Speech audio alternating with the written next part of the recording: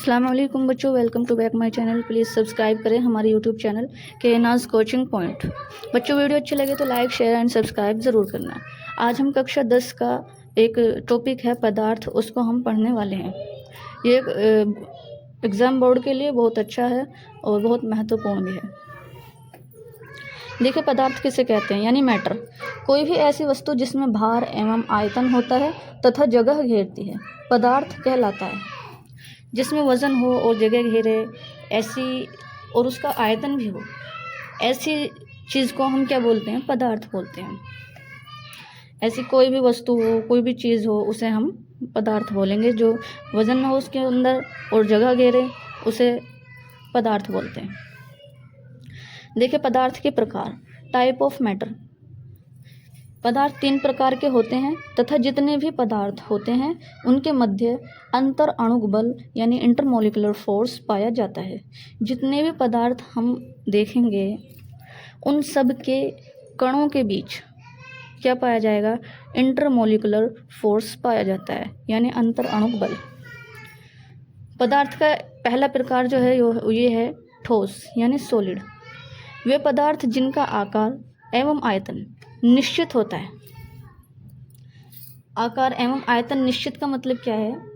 आकार एवं आयतन के निश्चित का मतलब ये है कि उसका कोई ना कोई शेप होनी चाहिए, यानी उस पदार्थ का कोई ना कोई आकार ज़रूर होगा। और आयतन निश्चित कैसे, मतलब वो जब किसी चीज़ का आकार होगा तो वो जगह भी घेरेगी। यानी कोई भी वस्तु है और वो जगह घेर रही है, उसके उस घेरे हुए कुल स्थान को हम क्या बोलेंगे, आयतन। यानी जिस स्थान को उसने घेर रखा है वो उसका आयतन होगा। यानी जो ठोस है, ठोस पदार्थ है, उनका कोई ना कोई आकार होगा और उनका आयतन जो है वो निश्चित होगा। यानी आयतन कैसे, एक ईंट लेंगे, ईंट का आयतन जो है एक निश्चित होता है, ना तो उसे हम घटा सकते हैं और ना ही हम उसे बढ़ा सकते हैं। यानी ना छोटा कर सकते हैं और ना ही हम बढ़ा सकते हैं।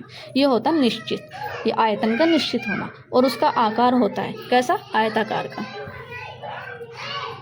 तथा इनके कणों के बीच अंतर अणुक बल उपस्थित होता है।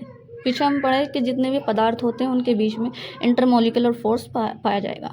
कोई भी पदार्थ है, उनके जो छोटे छोटे कण होंगे, जिन कणों से वो चीज़ बनी हुई है, जिन कणों से वो पदार्थ बना हुआ है, उन कणों के बीच कौन सा फोर्स पाया जाएगा, अंतर अणुक बल पाया जाएगा, जिसकी वजह से कण आपस में एक दूसरे से सटे हुए होते हैं। यही बल है जो इन्हें आपस में एक दूसरे से सटाए रहता है, यानी एक दूसरे के बहुत ज़्यादा करीब रहते हैं। इसी को हम क्या बोलते हैं, ठोस कहते हैं। उदाहरण के लिए ईंट, पत्थर, बर्फ आदि। हमारा कण है, ठीक, जो दूसरा कण होगा वो बिल्कुल इससे सटा हुआ होगा, बहुत ज़्यादा करीब होगा। ये हमारे एग्जाम्पल है। देखें, अगर हम इस तरीके से एक दूसरे से बहुत ही ज़्यादा करीब करीब रहते हैं ठोस के कण। सेकंड देख, लिक्विड। वे तरल पदार्थ, द्रव के ना बोलते हैं, वे तरल पदार्थ जिनके कण ठोस की अपेक्षा में थोड़े दूर दूर उपस्थित होते हैं। थोड़े दूर दूर कैसे उपस्थित होंगे? ये ठोस के कण थे, बहुत ज़्यादा करीब करीब थे। ये ठोस के कण थे और यहाँ हम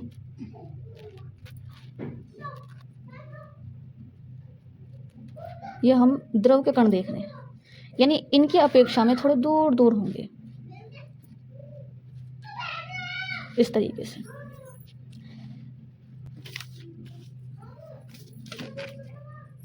दूर दूर उपस्थित होते हैं तथा इनका आकार अनिश्चित तथा आयतन निश्चित होता है।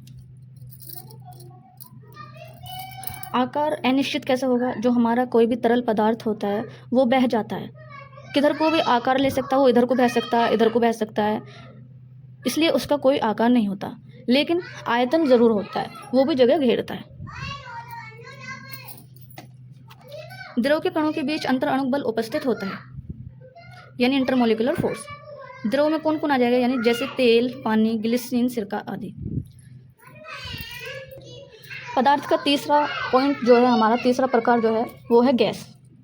गैस क्या है? वो पदार्थ जिनके कण बहुत दूर दूर उपस्थित होते हैं, वे पदार्थ गैस कहलाते हैं। इनका आयतन एवं आकार अनिश्चित होता है, यानी कि ना ही तो इनका कोई आकार होता है और ना ही कोई इनका आयतन होता है, ना ये जगह आकार, इनका कोई आकार नहीं हो सकता। मतलब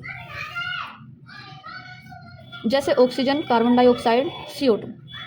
देखिए ये गैस है, हमारे गैस के कण हैं, बहुत दूर दूर पाए जाते हैं। यही कारण है कि कोई भी इत्र से जो स्मेल आती है वो बहुत दूर दूर तक चली जाती है। क्यों? क्योंकि इसके कण बहुत दूर दूर तक फैल जाते हैं।